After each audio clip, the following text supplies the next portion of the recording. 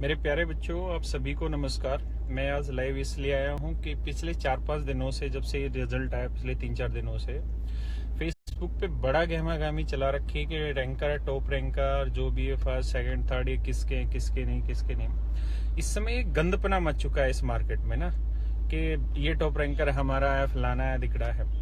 बच्चों, आप लोग सिर्फ अपनी पढ़ाई पे ध्यान दो, इन चीजों पे ध्यान नहीं दो। और मेरी उन इंस्टीट्यूट ओनर से और इंस्टीट्यूट वालों से सबसे रिक्वेस्ट है कि बच्चों को इन सारी चीजों में शामिल नहीं किया जाए।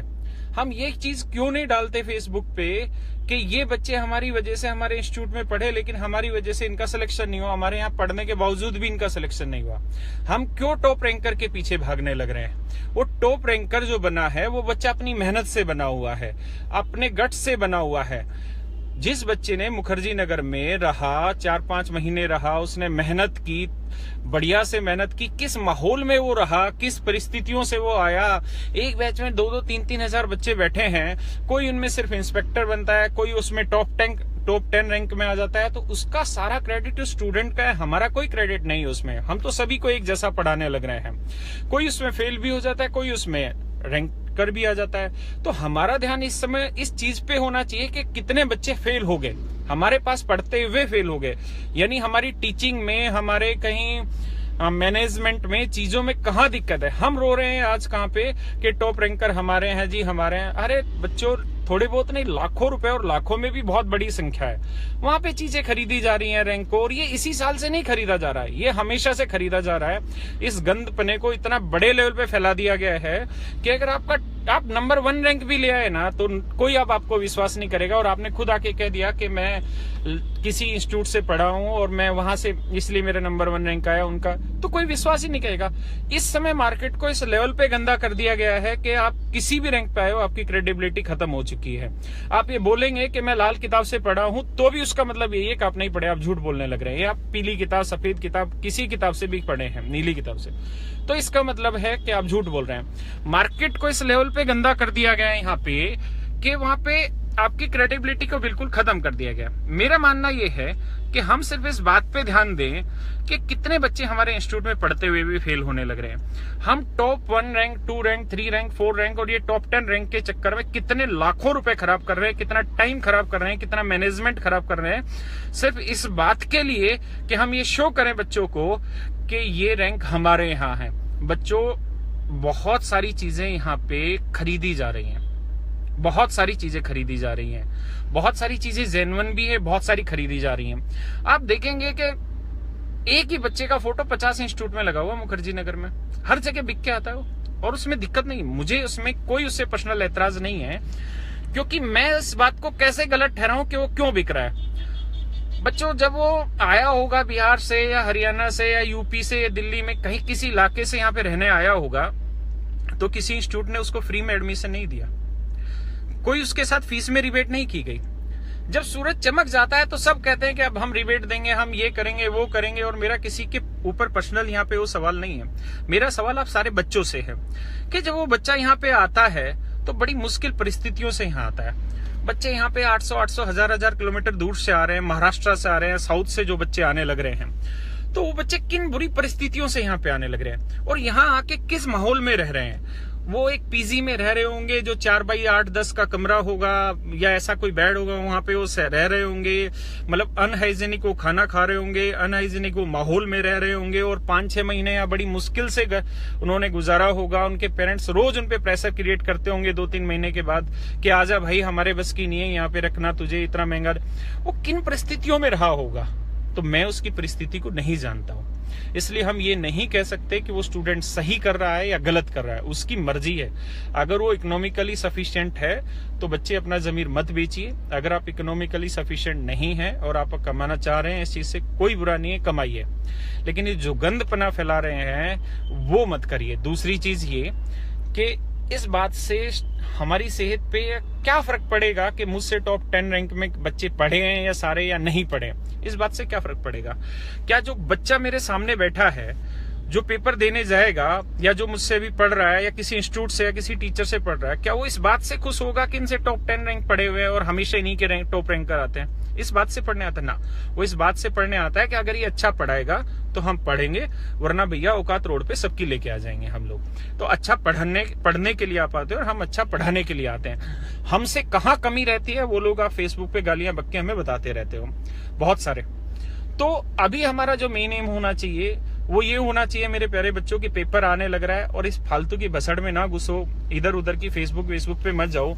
इतनी तो फर्जी आईडी बना रखी है कि कुछ भी बोलेंगे ये तो ये साले ऊपर आके पढ़ने लग जाते हैं सारे के सारे। मतलब कोई कहीं का हो कुछ भी लिखने लग जाते हैं। यहाँ पे नैतिकता नाम की चीज खत्म कर दी कुछ लोगों ने। इतना फेसबुक पे वाहियात गंद बना दिया है कि आप कुछ भी कर रहे हो आपकी क्रेडिबिलिटी खत्म कर दिया है। यहाँ पे किसी के कैरेक्टर पे उठा दो उंगली। अगर कोई आपके अनुसार चल रहा है तो वो सही टीचर है, आपके अनुसार नहीं चला तो वो गद्दार है, वो पैसे में बिका, वो कैरेक्टरलेस है, फलाना है, दिख रहा है। मतलब माँ बहन एक कर दी तुमने टीचर कम्युनिटी की यहाँ पे। मतलब क्या समझाएं बच्चों। अब आपसे रिक्वेस्ट ये है, आप इस माहौल में सिर्फ पढ़ो, टीचर जिससे आप पढ़ने आए उससे पढ़ो, उसके अलावा किसी चीज पे ध्यान मत दो।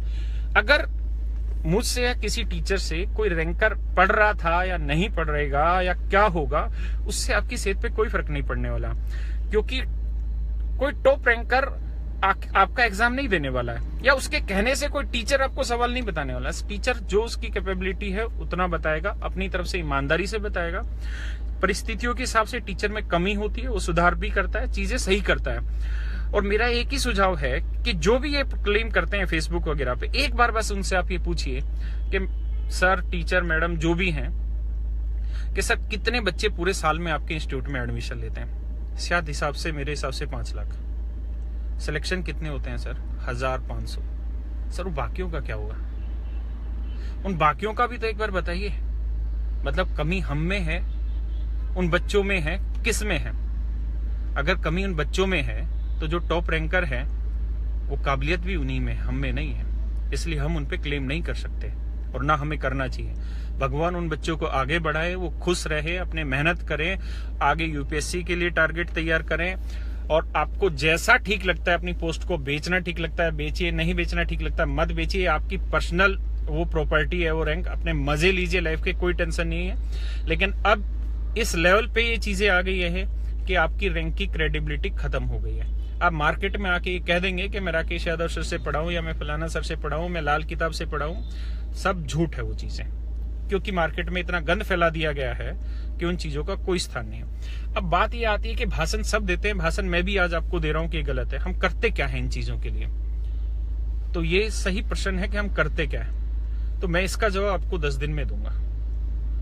और लगभग 20 अगस्त के आसपास मैं एक ऐसी व्यवस्था लेके आऊंगा कि आप लोगों को फ्री में कुछ बच्चों को कोचिंग दे।